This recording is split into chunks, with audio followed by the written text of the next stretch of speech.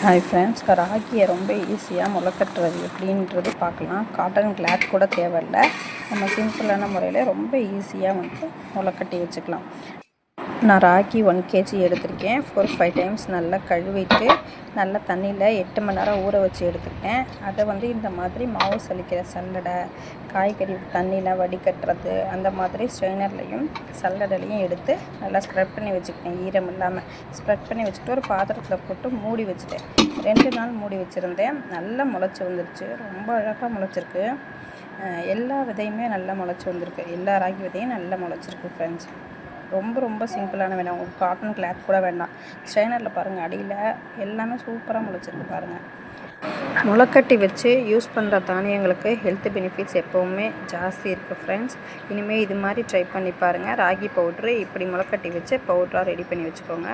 Okay, அடுத்த வீடியோவில் meet பண்ணலாம்.